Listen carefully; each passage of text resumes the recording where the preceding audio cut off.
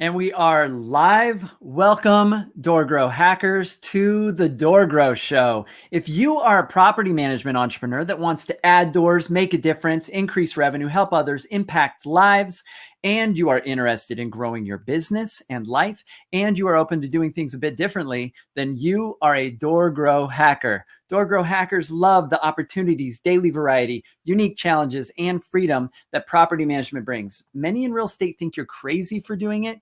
You think they're crazy for not, because you realize that property management is the ultimate high trust gateway to real estate deals, relationships, and residual income.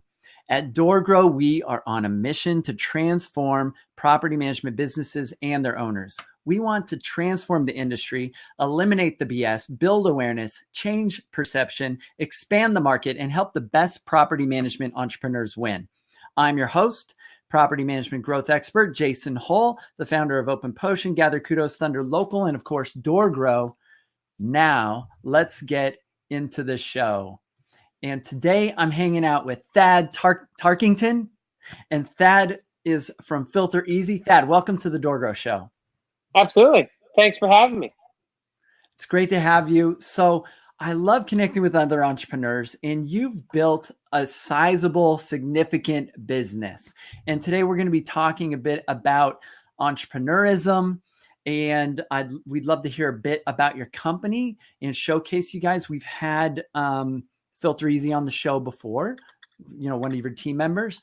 So I'd love to start out by you telling us a little bit about you and how you got into filters. Yeah, great question. And I get it all the time. Obviously, no one grows up thinking they're going to be in the filter business. So, really the way, I got into this business. So my co-founder and I, we started it. I was actually attending NC State at the time. I was in my junior year. And part of what we were doing at college, we were running something called the Collegiate Entrepreneurship Organization. And so in short, we'd bring in a lot of investors, entrepreneurs, and folks really just to teach, to learn from them, to network. And so we were always interested in starting a business, looking at a ton of different models. And one day he had a bad experience changing his filter, went to the store to buy it, didn't see the size he needed.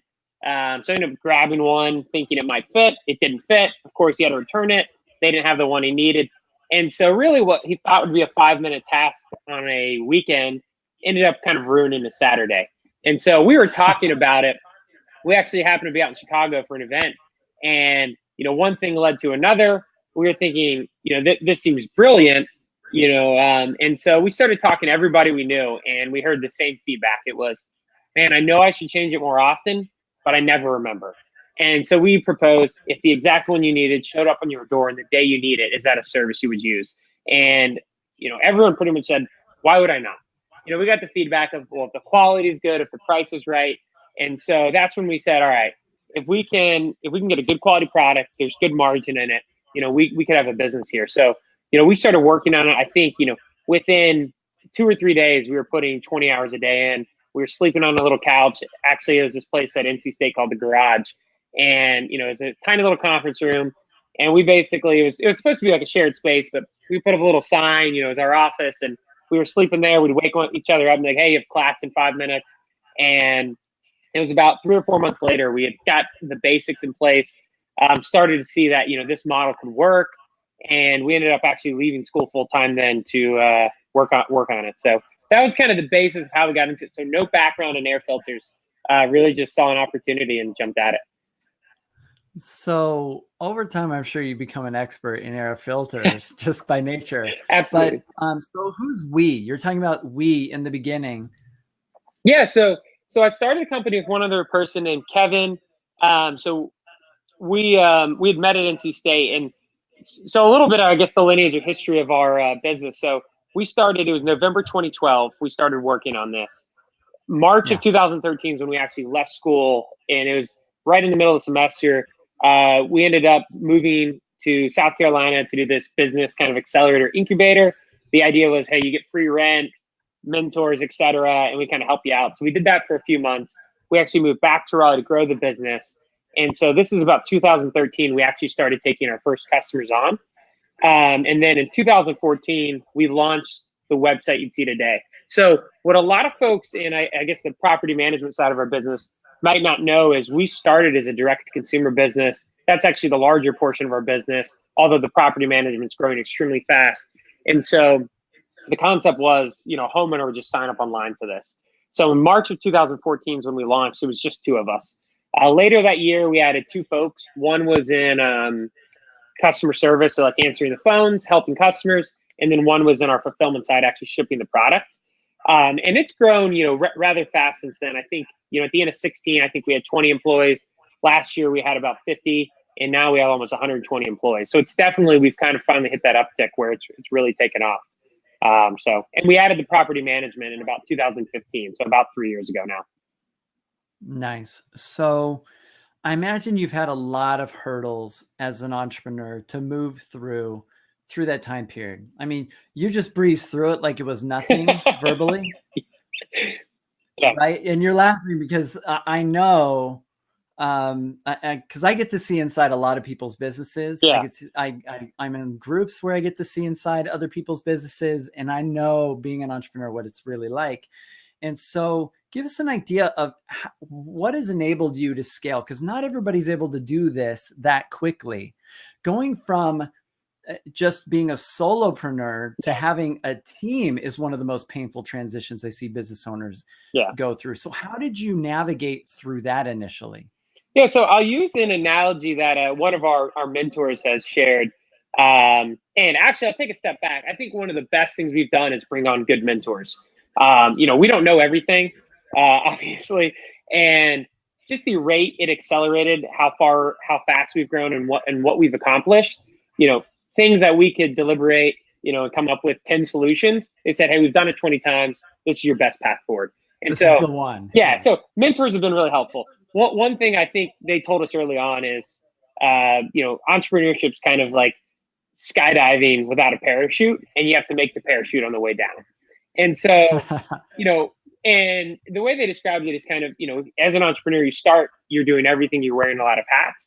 But as you grow, you're kind of backpedaling, and you're slowly handing off responsibilities and tasks. And that's how you allow the organization to grow and flourish. So, I think, it's really been, obviously it's in scaling, it's getting really good people. We're very focused on who we hire. Three things we actually kind of focus on is, they have to have the aptitude and the skill for the role. From a technical standpoint, that's a checkbox. The other two things we look at is what is their, how do they fit in culturally? And for us, that's just really good people. Someone you'd want to go to dinner with and have a good time. It's not a specific definition. They're honest and hardworking. And then the third thing is we look for people specifically that want to win. They're hungry. They're very driven, self-starters. And we found, for our size, having just over 100 folks, that's critical, because the stuff we're trying to accomplish, you could easily justify 200 or 300 people. And so having those people who really want to kick a door down, so to speak, when it gets in their way, has been very helpful. But yeah, I'd kind of use that analogy of what's allowed us to scale. It's just getting good folks and mentors. So yeah, I've seen that in my own business. I've seen that in a lot of other people's businesses. I've seen, in the role of me being that mentor to other businesses, I've seen the magic in having mentors is in collapsing time. It collapses time dramatically. And the challenge I see a lot of us as entrepreneurs have is we're also opportunists, and we see opportunity everywhere. I mean, you're the guy that saw a problem with filters and thought, I can make money doing this. Whereas most people would say, this sucks, and they would just move on, right? Yep, absolutely. And not even think about it. Entrepreneurs, we see opportunity everywhere. In fact, that's one of the things that kind of crushes us, because we're like, I can make money doing, I can do that. Shiny objects. I can do that too. Yeah. Like, it's everywhere, right? So staying focused, and mentors are really good at helping us stay focused, but they're also really good at helping us collapse time, because they've done certain things. They've, tread that path before us, and they can say, that doesn't really work, or we tried that. That's probably not a good idea. And so you're getting a lot more information a lot quicker. That's really relevant. Absolutely. And so the advantage that I have in working with hundreds of property management companies is I've been the fly on the wall, being able to see what's working, what's not working. Absolutely. And when you hear 100 complaints about the same thing, you realize that's not working anymore, but everybody's still doing it. And so Yeah. So there's that advantage to being able to collapse time in having really good mentors. So I love the analogy of skydiving without a parachute and building it on the way down. Yeah. And I heard this great video, and it was Steve Harvey, and he was talking about how you just need to jump. Yeah. And you don't know if your parachute's going to open, but you have to have the faith to jump off the cliff and jump.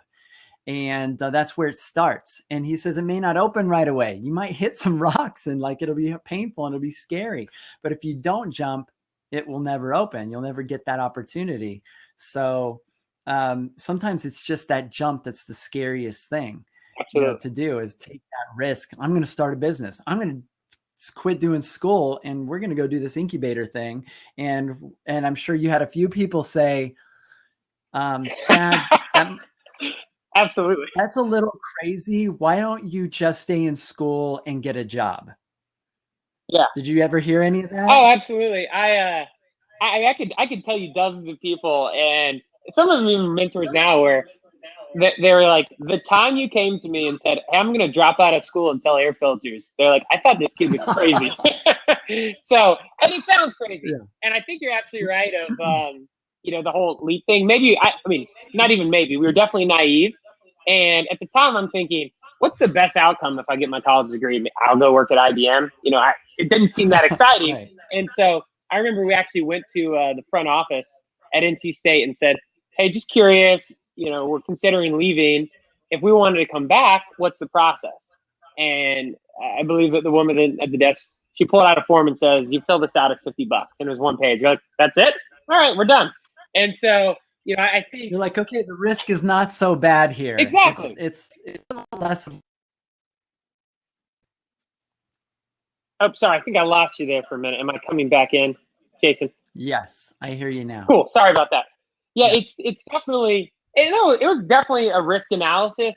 Fortunately at the time, I think it was an easy decision to make. But really, regardless where you're at, I think if you trust the process and that things are going to work out in the long term, I think it makes it much easier to jump in. So, and obviously you have to stick to it though.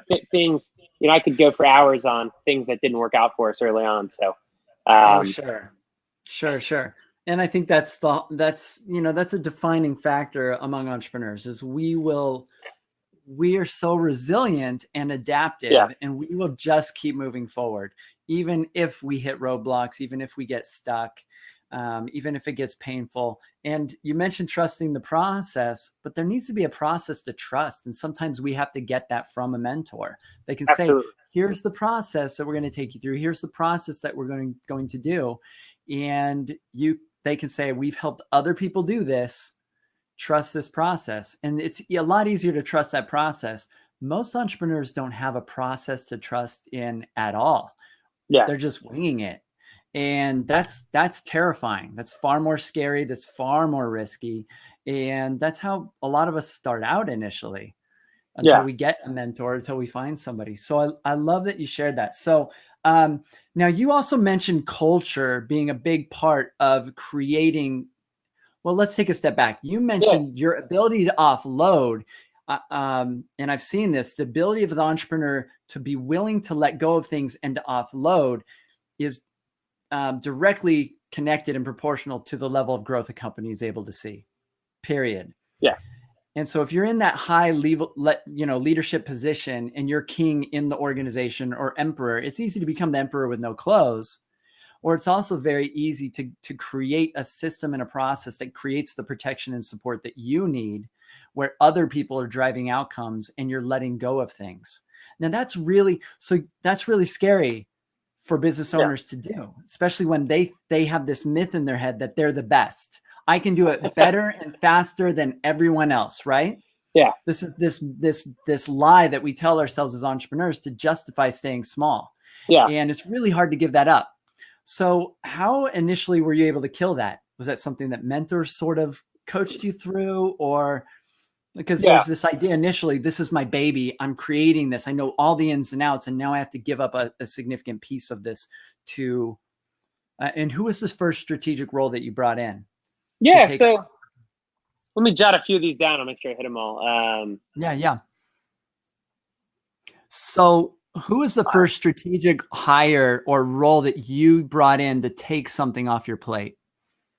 Yeah, so I think the first couple hires we made, I wouldn't say is, well, I'll put it this way. What we've done today, if we were to redo it, I think the first 2.5 years we could compress into 2 months.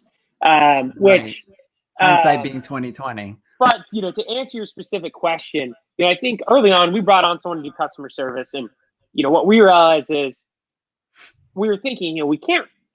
It's tough to afford them. It's going to be expensive, and we only get a call every 10 minutes.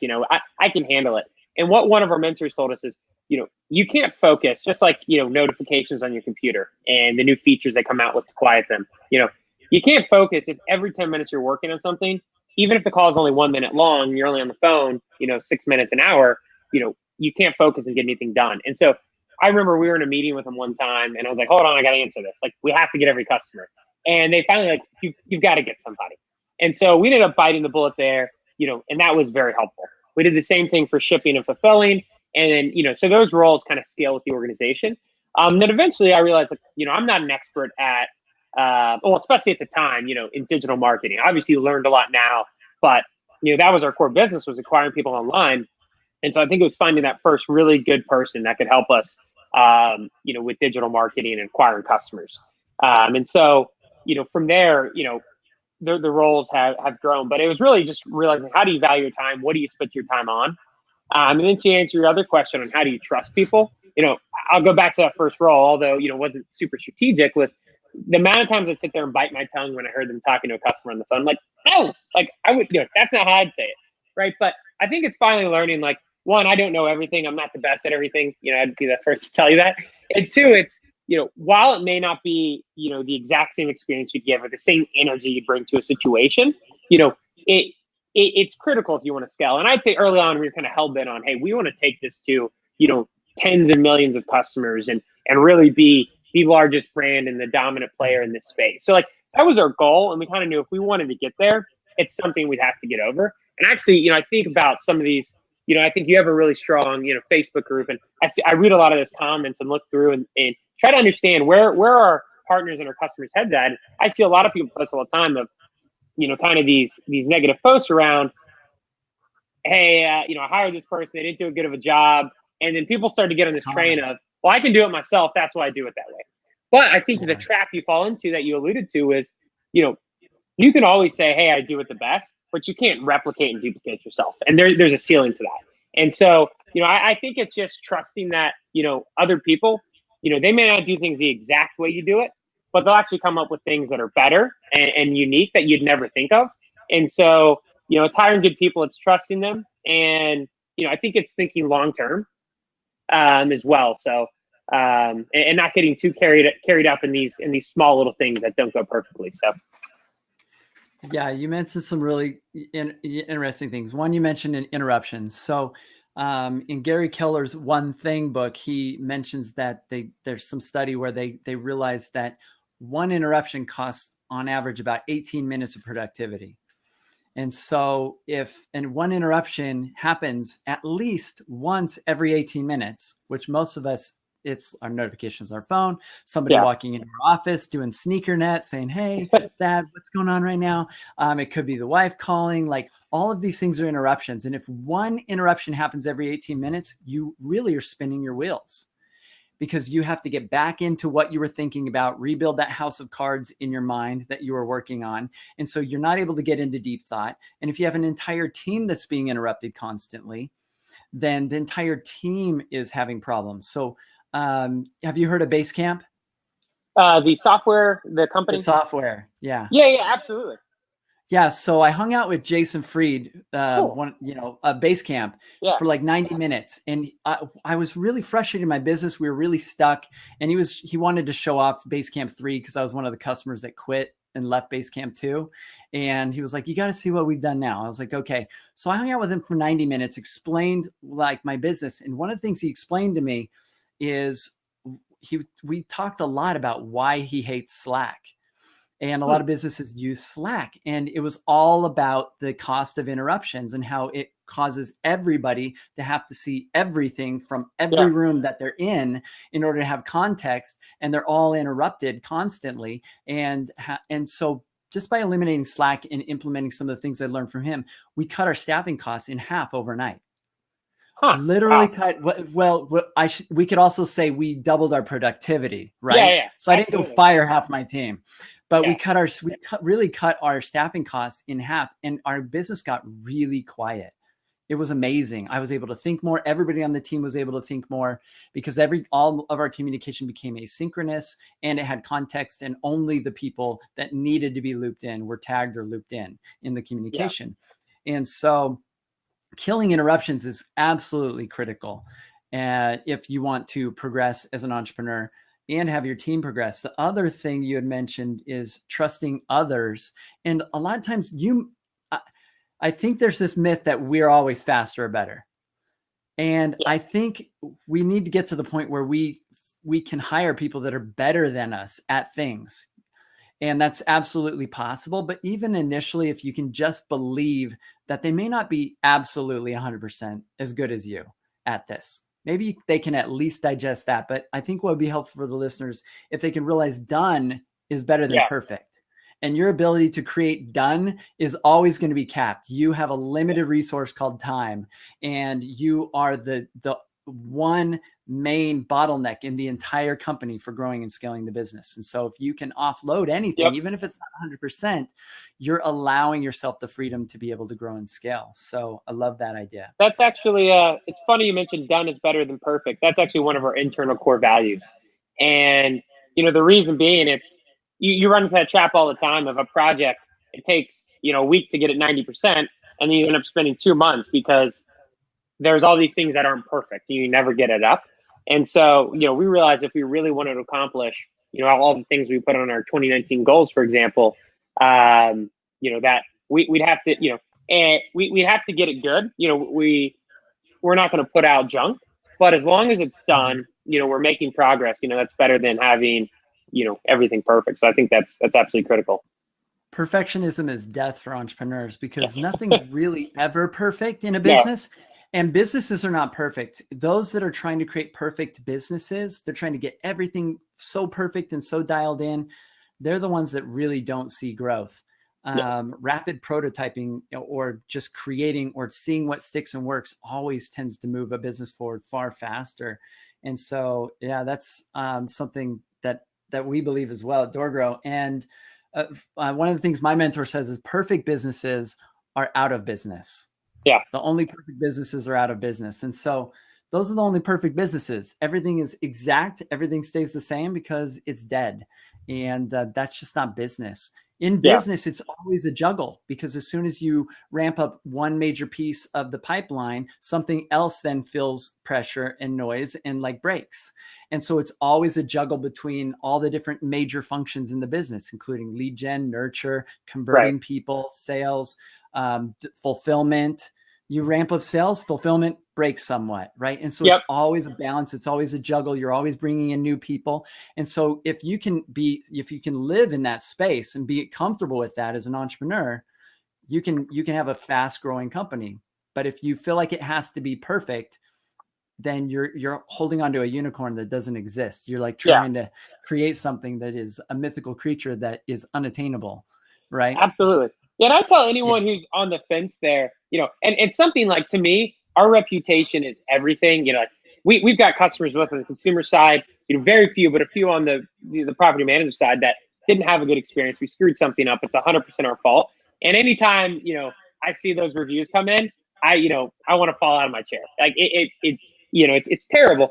But at the same time, if we had moved so slow to make sure we never screwed up, didn't mess up a shipment, or forgot something here or there, we've never got, to the point we're at today. And so I can look back and say with confidence, we would do that again, right? We would move quick.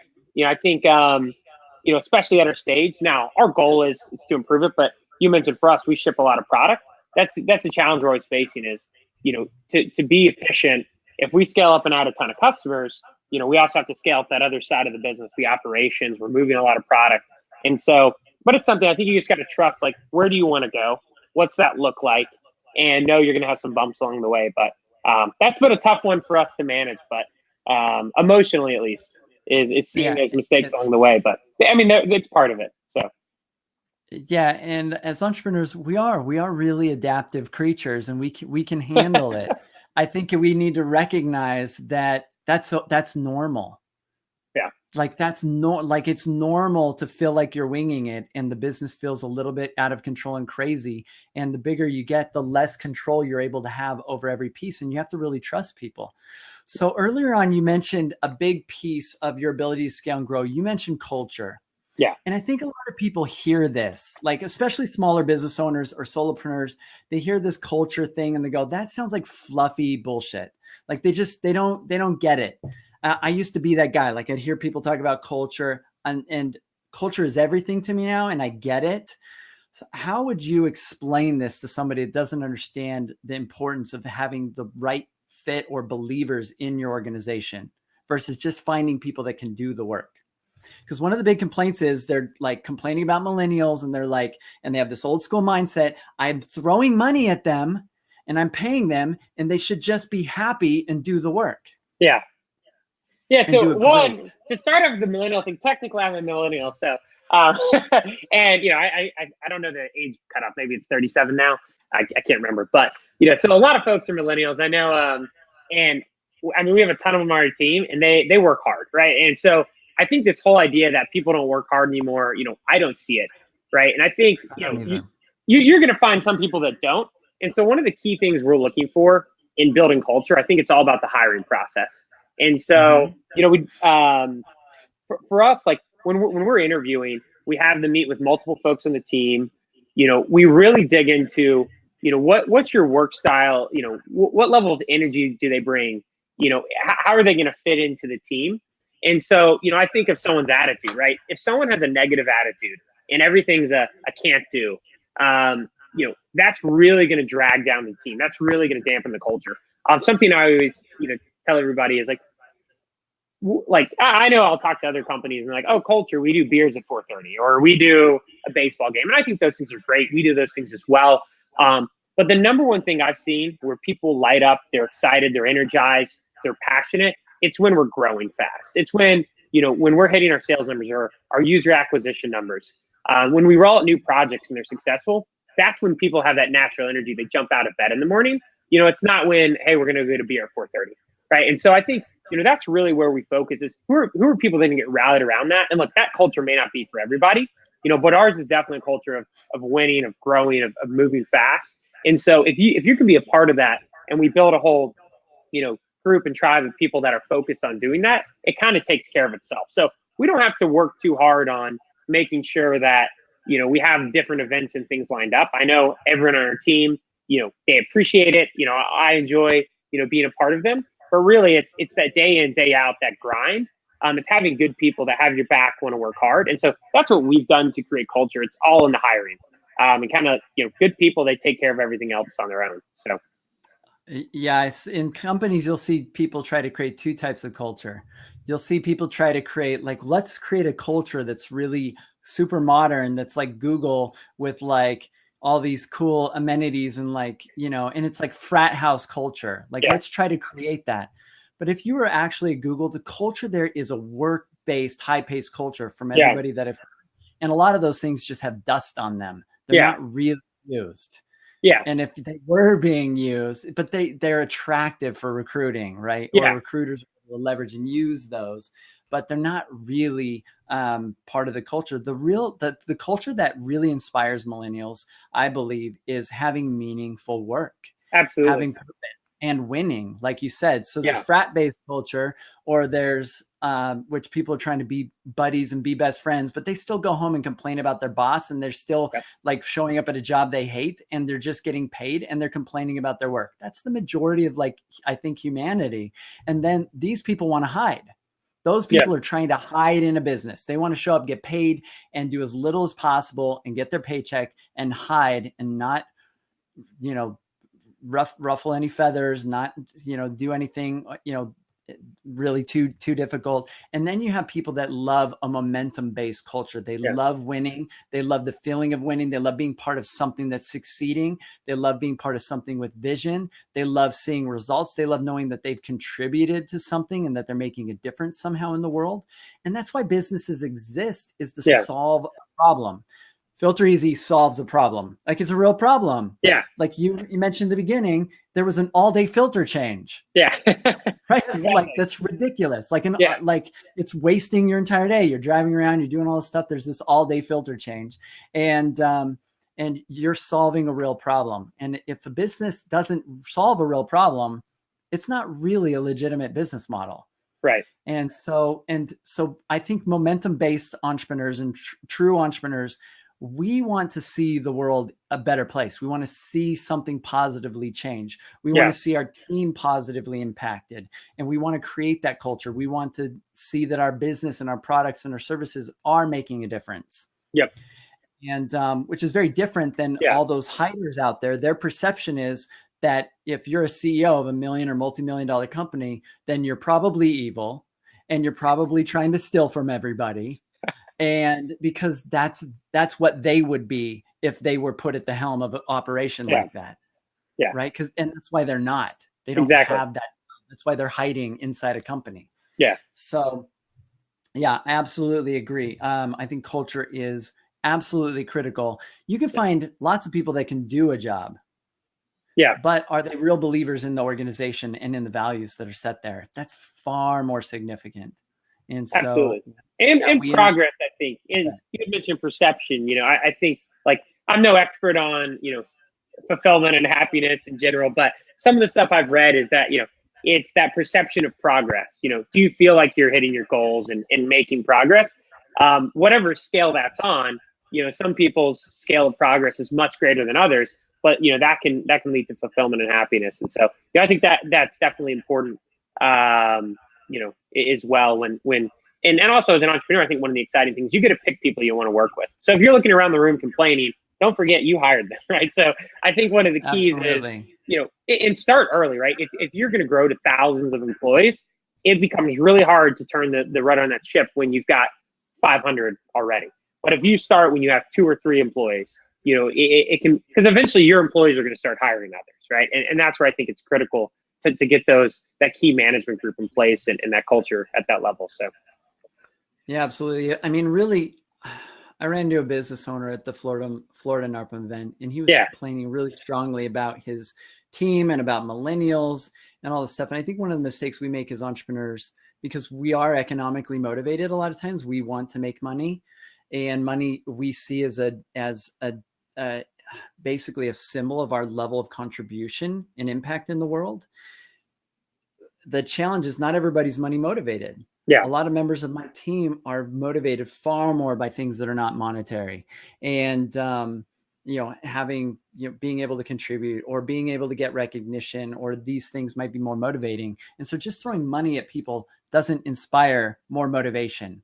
Yeah. Sometimes just having some values and some culture can do that. And if you're complaining about your team, that's so revealing about yourself as an entrepreneur. Like, if you don't have the business that you want right now, you're not the person to lead it yet. Yeah. You're not ready to you're not that person that can run that business that you dream of having yet. And you have to change yourself and your perception and what you're creating in the business in order to have the team that you love, that you feel like is supporting and upholding you, instead of you're dragging up the hill. Yeah. Right. So, yeah. So I love that. So if you're complaining about your team, those of you watching this, this is bitter. It's a bitter pill to swallow, but it's feedback for you that you've created this situation. Yeah. And so, and there's a way to get out of that, but you've got to create the right culture. So, moving past that and getting the right team, what else has really been critical for you to scale so quickly? I mean, going in just that few of years to having over 100 team members, that's really significant. Yeah. So, I mean, that's exceptionally rapid growth. Yeah. So I think, and if we look back at day one, I remember when it was just my co-founder and I, we started, and, our goal was, let's get one person a day to sign up for our service. And for anyone doing back of the napkin math, one person getting filters doesn't move the needle, right? It's like, I think we were joking. We're like, we'll be 80 years old and still not have a third employee if we only get one a day. But, we knew as long as we're getting one a day, we're staying persistent, we'll figure things out, and it's incremental improvement. It's that exponential kind of curve we were looking to hit. And so, eventually that one turned to two, the two turned to three, before you know it, it's five, and then it's 10. And that's when you really start to see that progress. And so the same thing with, whether it was the digital marketing to acquire the users online, we always knew there was other opportunities. A lot of folks in real estate, property management, utility companies, builders, you name it, we're saying, hey, this is something we could use. And so we always knew, if we can continue to grow, we can stay on the right course, the right path, and continue to optimize, bring on good folks. If you look at the success stories out there, that's how they started. It started small, and over time it has that snowball effect. So, I think now, like if you look at a percentage of growth, this year we grew 100%. Last year, from terms of scaling our employee base, we grew 100%. Last year was a little over 100%. And so every year we've only doubled, right? But now doubling, if we double next year, that's adding over 100 new employees, right? And so I think it's putting those building blocks in place early. You were talking earlier about, how business is messy and things don't go perfect. One quote I heard one time, which I thought was absolutely brilliant, was, if you truly want to be successful, you have to get comfortable being uncomfortable. And so that's something where, we focused on, again, we know everything's not going to go well, but as long as we can continue to hire good people, we're hitting our core metrics, we can continue to push and ramp. And there's absolutely, there's months at a time where there's not been one time where I've sat back and said, everything feels easy and comfortable, right? Because we have, we're ramping up 10 new people this month. We're trying new things we've never tried. We've got customers that aren't happy. We've got vendors. We have issues, all sorts of things, right, that aren't going well. But if you look at that general trend line, we know things are moving in the right direction. And it's funny, I look back now, what seemed like the world was going to end 2 years ago, that problem is now so insignificant. That vendor's our biggest fan. And, we've worked things out. So I think it's staying focused. We had a morning meeting the other day. So every Wednesday we do it's a voluntary morning meeting. Anyone from the team can come, and we have someone prepare and share something, usually somewhat motivational or, a life lessons kind of thing.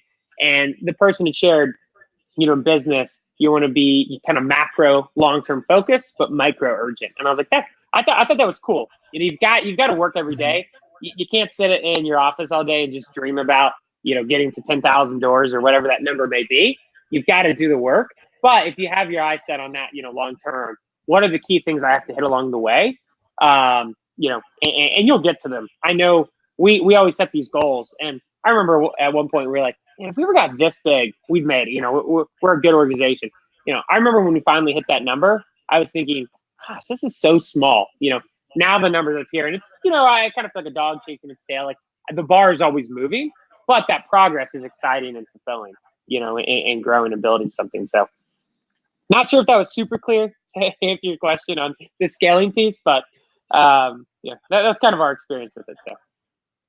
Yeah, I love it. So you've got a really clear hiring and onboarding process, I would imagine, for most roles in the business then at this point? Yeah. So, yeah, I would say compared to where we were, absolutely. We have a good process for, hiring, recruiting. Of course, if you were to interview different folks on our team, or even myself, there's a million things we could do better. But I think it goes back to that. Hey, we're constantly improving it. And then onboarding, we've definitely made strides to where you used to show up and there was a cardboard box on the ground with your desk in it, and it was BYOC, bring your own computer. Now we have a full process. We get you set up. We have different training. You go to our fulfillment center, meet with different departments. So we've definitely improved that a little bit. But in the early days, we didn't. So let's bring this now down from gigantic business, FilterEasy, down to the property manager's level. Yeah. Okay. So if you mentioned the beginning, like towards the beginning, you said, if I could do it again, I could probably like ramp up really quickly in 2 months, hindsight being 2020. Yeah. So one of the biggest challenges for a lot of property managers is just lead gen and getting their business going. Mm-hmm. So what is your what's the strategy that kind of helped you initially start to really ramp up and scale and grow when it came to lead gen? What was sort of your strategy there that you guys were focused on, if you don't mind sharing? Yeah. And if you were to go back and like try and scale and grow this business from scratch again, what would you do during those first 2 months to really do that? Yeah. So I'll touch on our consumer side and then our B2B side separately. So if I think about the consumer side, if I were to paint the first 2 years kind of in a picture, it would be, we knew absolutely nothing. I actually remember right when we were starting, we were saying, hey, we need to collect payment online. And we looked at each other and like, how do we do that? And like an hour later, my co-founder goes, there's this thing called merchant services. We're like, okay, we're on, and we knew nothing. And, it's sad. You obviously, you have a web design development company. You understand, we just didn't know anything. And so, how long it took to get that set up. And then the logistics, the supply chain, again, we had taken maybe one class in school and, that wasn't very helpful. So just all these basics, figuring them out. When it came to like digital marketing, acquiring customers, online, building out that user funnel, knowing what ads would convert, the right messaging, the copy, how to test and format them, how to track. Everything just took so long because we had never done it. And so once we started bringing mentors and folks who could say, look, this is exactly how you do it. Or we hired someone who'd been doing it for a decade or, even 2 or 3 years now at the pace of development innovation, they'd essentially be experts and it rapidly helped us grow. So I think, we went from, myself trying to negotiate with some sort of third party that was going to, we're going to put up an email or this going to drive traffic. And, I just didn't know the right strategy that would make that successful. So it was trial and error over and over again. We tried 10 times and find like, oh, this worked. Right. And then, if I were to start again, we know exactly kind of the different ideas that work. We can rapidly test and kind of iterate at once. And so I think it was just knowing what to do, where to put our time, and what success looked like was helpful. To us, like the idea that all these people would sign up, we didn't believe it, right? Because we were like, we struggle so hard to get one person a day. How are we going to get thousands, right? And then you get these mentors like, look, you will get there. Put this in place. I think that confidence is key as well. And so, in the B2B side, which is a little different, and probably more likened to the property management side, it's, we are out there doing lead generation. We have to, once we find a partner that's interested in our program, we have to onboard them. And so I think one thing that's critical and a lot of people just overlook is the urgency in responding. There's all kinds of studies out there. Harvard did one. It's like, if you answer the phone in 1 minute versus 10 minutes, there's a significant drop off. And so, I think I talked to some folks back in kind of, I think about 8 years ago when the market was downturning, there was a lot of organic growth out there that, they were like, I'm like, how did you grow so fast? And they're like, I answered the phone, right? My next door neighbor didn't, right? And so like, and I'm not saying that's going to take you to 10,000 right now, but like, that's a starting point. If you're not answering the phone, you're not being responsive, you're not in your A game, and then from there, it's like, for us, it's a sales process. So there's messaging that resonates with some people. Our program, there's an opportunity to make it profitable. You can see a 30% reduction in HVAC annually. There's different elements. And so some people, we'll talk all day about the HVAC savings and they go, you know what? How much money can I make? Right. And so it's like, well, hey, let's shift our gear there. Right. There's other people that are like, I don't want to make money. Right. I just want to say. And so I think it's learning to tailor your message. And then how do you know what message to deliver to a given prospect or potential customer? Well, it's in qualifying. So if I think about our process there is, we'd go to shows, we'd cold call, we'd email, we do different things that worked for our business. Obviously the property management, you have that whole system and program that works, right? But for us, we did the typical B2B software, roadmap, followed that, and just, it was constant iteration, but we were very aggressive, right? We always had our foot on the gas. We still do, trying to get better. And then, from there, it's kind of things have fallen into place and we've really developed the process. 3 years ago, it was garbage. I even like 6 months ago, I look back and say, oh man, it's somewhat embarrassing, but we're constantly making improvements. So, but that's kind of what worked for us. And it was staying focused and really persistent. Yeah, I think the process of continual improvement and being able to hold space in that universe, that it's always going to be changing, and that it's never like you create a system and a product or a process and then it's done. And Yeah. if you, as soon as you consider it done, you are just allowing your competitors to like overtake you. You're like, Yeah. oh, how'd they like beat us out, right?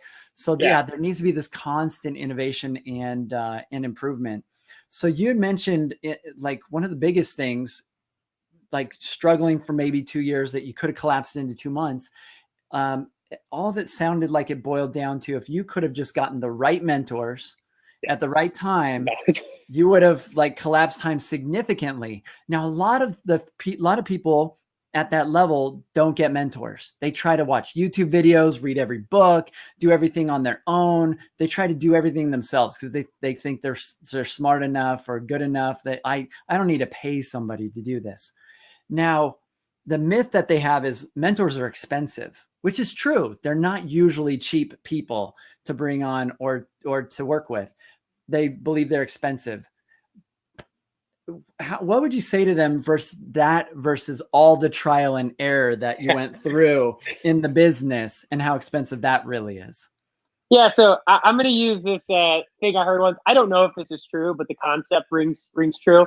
Okay. And I think it was a Chinese investor who said he was really, really well off, and built a really big investment business. Said, I'd rather have 10% of a successful company than 100% of a failing company.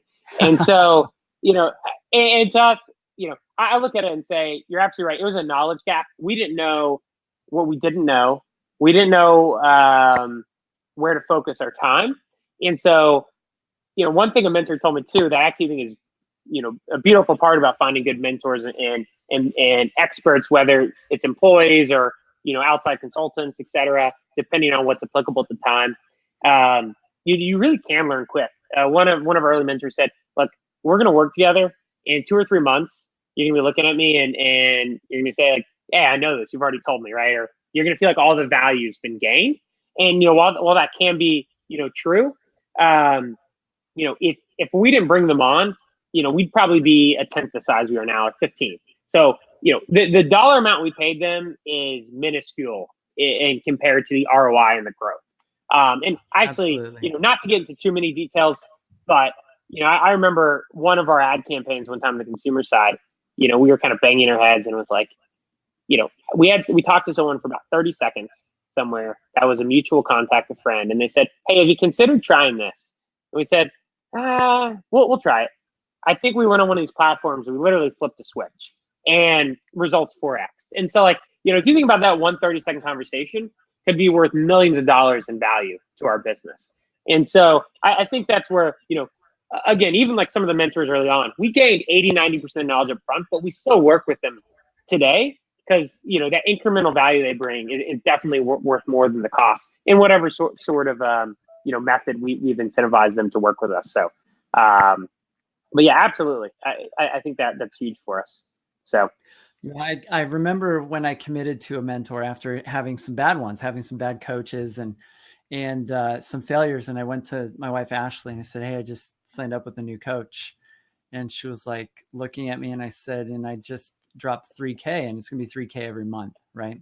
And we were kind of struggling. Yeah. And she started crying. She started crying in front of me. Right. My wife.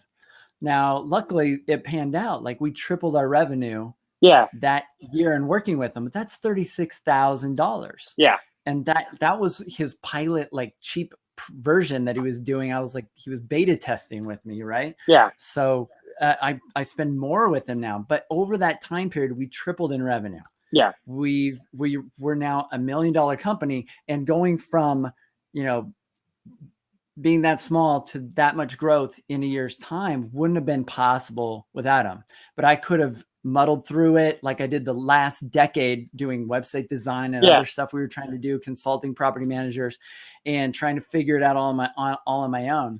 And sometimes you have to kiss a few frogs, but collapsing that time is like magical in being able to grow and scale the business. And and everybody that goes through our program, says, the same thing. If they do it and they listen to me and they trust the process and do it, they always say, I wish I'd done it sooner. Yeah. Like, and I feel the same way. I wish I'd known about this stuff sooner. Yeah. I would have done it sooner.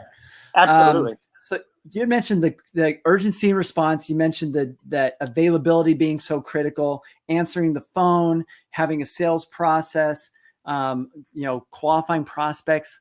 And I love that because it's super validating, because that's all stuff we include in our process when we train property managers to grow and scale their businesses. Cool. All of that stuff's in there. And that is like, it's critical, and it's a game changer. And then eliminating all the constraints in the major, points during the sales process allows that business to flow in, and that continual optimization. And so, so that's incredibly validating, and it's huge. Availability and accuracy are expected and demanded things in a business. Absolutely. If you are 100% available and 100% accurate, you're just not failing. Oh yeah.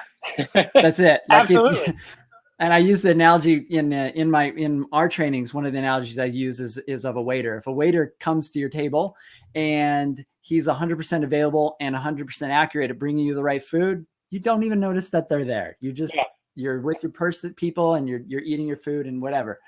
But if they're not available and your straw's crackling and you're looking around and you're thirsty and they bring you the wrong sandwich or wrong food or whatever, like, you're going to notice. Yeah. And you're going to notice really strongly. And so, and it's important to go beyond just the level of availability and accuracy, which we get into in our trainings. But absolutely, real simple, like, just be available and do what you say you're going to do. Yeah. And you've already set yourself head and shoulders above most of your competition. Exactly. That's like step one. Get that done. Absolutely. Basic. Right. So, well, Thad, it's been super awesome having you on the show. I think there's lots of helpful ideas that have been thrown out here just for entrepreneurism. Is there anything else you'd love to share with the audience? And then how can people get in touch with FilterEasy or learn more about what you guys do? Because what you guys do, I've heard tons of positive feedback inside our Facebook group, privately among different entrepreneurs. Everybody says, oh yeah, FilterEasy is a no-brainer. It's a revenue source. It's a profit center. We've talked about this previously on the show. You guys can check out our previous episode on FilterEasy and check out. Any last words for entrepreneurs that are struggling out there, and how can people get in touch with FilterEasy? Yeah, so I guess the last thing I would leave you with is, on the entrepreneurship front is, everyone starts somewhere and is struggling, and stick to it. Really think through what's that process, that system that's going to be successful. Focus on the long term, and that's what's worked for us. And every mentor we have, they've all got that horror story, or some of them are 15 years long, some of them are a year long, but it's really kind of, if you stick at it, eventually you'll find that growth curve, and you'll find that thing that makes the business tick. So as far as our company, the quick high level is, for those of you who don't know us, we essentially partner with property managers and deliver filters to the tenants. What we do that's unique is it's branded, there's dating and expiration, and we help you with all the setup, lease language, etc., so that you can structure it and roll it out seamlessly. And ultimately, people turn into a profit center where they make revenue and margin on the implementation, and they're seeing about 30% reduction on HVAC. It does vary anywhere from 15 to up into the 40s, depending on your climate. But that's kind of the high level. To get in contact with us, I would say, feel free to reach out to me and I'll connect you with the right folks, or, it's Thad, THAD @FilterEasy.com. Or if you go online and email us, hello@FilterEasy, or call our 800 number and ask for someone in our property management space, they'll connect you as well. So, but reach us, we'll be in touch quick. So. Awesome. Cool. Check them out at FilterEasy.com. And I love what you said. Everyone starts somewhere. I tell my kids, we all start at level suck. Yeah. because they're like, oh, it's so hard and I'm not good at this, or I'm not good at riding the bike, or I'm not, like, that's where we start. We all start at level suck. And if you're willing to suck, and like, that's okay, and stay with that process and keep going, you're going to get there. And if you get the right mentors, you're going to collapse time significantly. Absolutely. And so don't give up. Be smart. Yeah, don't give up. Yeah. Right. Cool. So Thad, I appreciate you coming on the show. Absolutely. Really Thanks great to connect with you. Yeah, really great to connect with you and hear your thoughts and your ideas. It's always great to connect with high functioning entrepreneurs that are leading fast growing companies. And appreciate you. Wish you all the success in the world. And we're excited to have you as a vendor and sponsor at DoorGrow Live. Yes. And so those of you that want to talk with some of the FilterEasy people, be there. And you're going to be there? So actually, I will not be there. Someone from our team will be there. But cool. We're absolutely pumped. It's going to be awesome. So, I want to go. I have a flight that night, so I can't move. All right. So connect with the FilterEasy team at DoorGrow Live. Yes. And Thad, appreciate you coming on the show. Yeah. And thank you. Likewise. Thank you. All right. Awesome. So for those of you that are watching that tuned in, or you're listening to the podcast, or you got a lot of value out of this, make sure if you are a property management business owner and you are not inside our Facebook group, which is just for property management business owners and entrepreneurs, make sure you go to doorgrowclub.com and apply to get into this group. We only approve about 1/3 of the applicants because they're just not the right fit. They're not business owners. They're in the property management industry. Maybe they're an employee. That's not who we're looking for. This is a high momentum group. It's built around everything that we were talking about here in this interview today. So get inside the DoorGrow Club group. And if you don't already have tickets, they're selling fast. Get your tickets to DoorGrow Live. You can go to doorgrowlive.com. My mentor will be there. I'm bringing in other mentors, people that grow and scale businesses at a rapid rate. And everybody there are experts in growing and scaling businesses, some of them building multi-million-dollar businesses and have done that multiple times. And so this is going to be a game changer, I think, for property managers to get some mindset and get connected and learn more. And we're going to be showcasing some new stuff at the conference. So I'm really excited, and you'll be able to connect with other DoorGrow hackers. Having one connection, that could be a mentor for you. Just making some connections with other people. Everyone's really contribution focused and willing to give and contribute in our group. All the DoorGrow hackers there and the DoorGrow hackers that will be at this event will be the best of those people as well. And so make sure you get your tickets and get your rooms booked. And that is in November, the evening of the 14th through the 16th in St. Louis. And so get your tickets. And that is it for today. And appreciate you guys watching.